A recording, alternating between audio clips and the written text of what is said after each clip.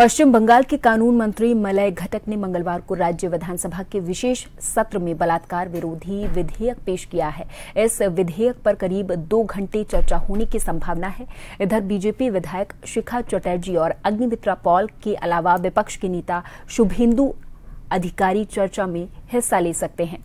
विधायी मामलों के मंत्री सोवन देव चट्टोपाध्याय और मुख्यमंत्री ममता बनर्जी सत्ता पक्ष की ओर से चर्चा में हिस्सा लेंगी।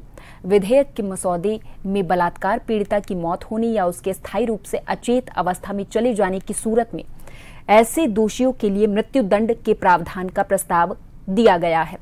इसके अलावा विधेयक में बलात्कार और सामूहिक बलात्कार के दोषियों को आजीवन कारावास की सजा देने का भी प्रावधान है।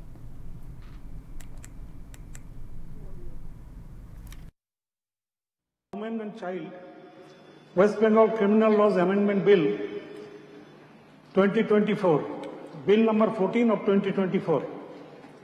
Sir, Bill number 14 of 2024, which has been circulated today, is in cancellation of the Bill number 13 of 2024, which had been circulated yesterday. Actually, the Bill number 13, certain errors, mostly typographical in nature, had been noticed. Therefore, the bill which has been circulated today would be taken up for discussion today. Please.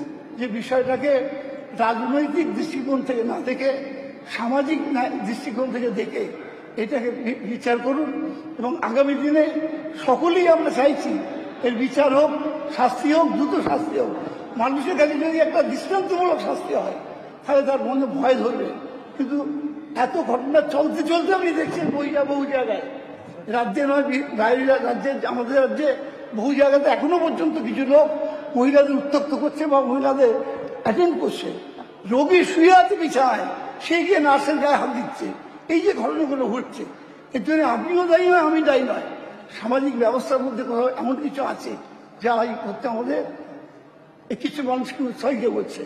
এটার এগেন্সে কড়া আইন ছাড়া আমার মনে হয় কিছু করা সম্ভব নয়। তাই এই আইনকে আমি পূর্ণ সমর্থন করে আমার বক্তব্য শেষ করলাম।